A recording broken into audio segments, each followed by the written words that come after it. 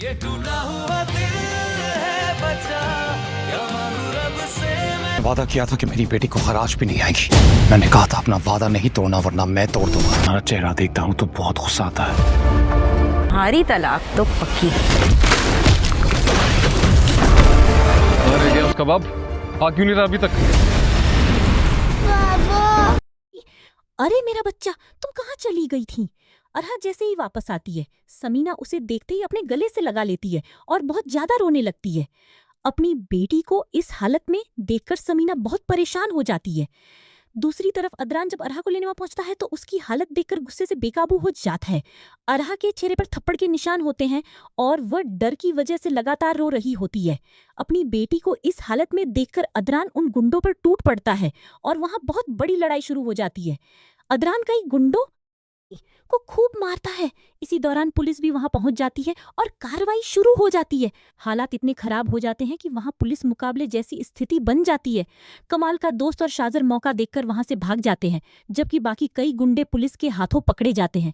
अरहा को भी पुलिस अपने साथ ले जाती है, लेकिन सबसे बड़ी बात यह है कि अभी भी तक किसी को यह पता नहीं चलता कि इस पूरी साजिश के पीछे कमाल का हाथ है। शाजर और उसका आदमी भी कमाल के साथ मिले हुए हैं, लेकिन यह राज अभी सबके सामने नहीं आया है।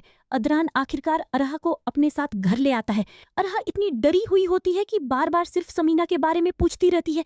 घर पहुंचते ही जब समीना अपनी बेटी को देखती है तो उसके जज्बात काबू में नहीं रहते। वो तुरंत अरहा को गले लगा लेती है और रोने लगती है। समीना जानती है कि लोग अरहा के किडनैप होने का जिम्मेदार गलत लोगों को समझ रहे हैं, जबकि असली सच्चाई अभी सबसे छिपी हुई है। अरहा एक और बड़ी बात बताती है। वो कहती है कि जिन लोगों ने उसे अपने पास रखा था वे उसके मामा पापा को भी जानते थे।